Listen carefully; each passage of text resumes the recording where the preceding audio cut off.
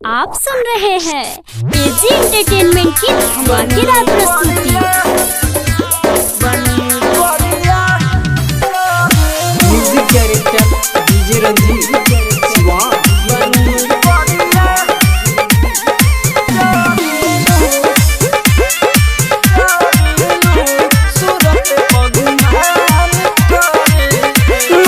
सुनत हवा के मोड़ तरुआ के ससुर से दिलवा के तोर तरु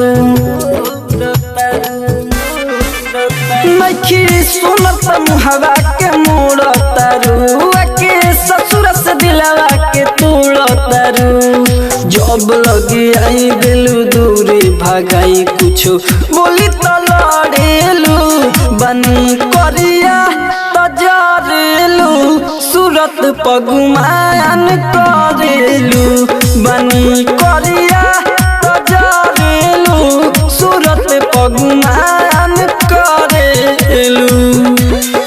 music director DJ Ranjeet Shivan. एजी रिकॉर्डिंग स्टूडियो।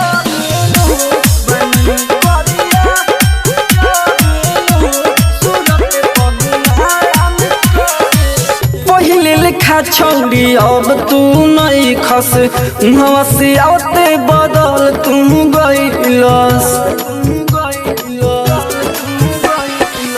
पहले लिखा छौड़ी अब तू नहीं खस से आते बदल तू गईलस तो हमियत बा खराब अब पियब शराब हमारा पना मरेलू बनी करिया तजरेलू सूरत पगुमान करेलू बनी करिया तजरेलू सूरत पगुमान करेलू।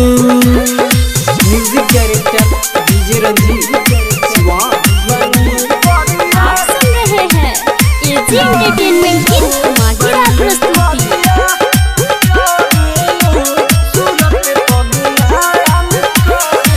राइटर विदेशी हो गईल बा पागल जहिया से तोहरा से दिल बाटे लागल।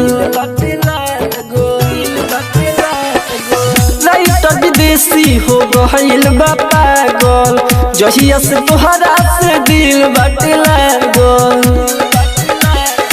राज राजधानी के छोड़ देलू रानी का मरते पर हेलू बनी करिया तजरेलू सूरत पगुमान करेलू बनी करिया तजरेलू सूरत पगुमान करेलू।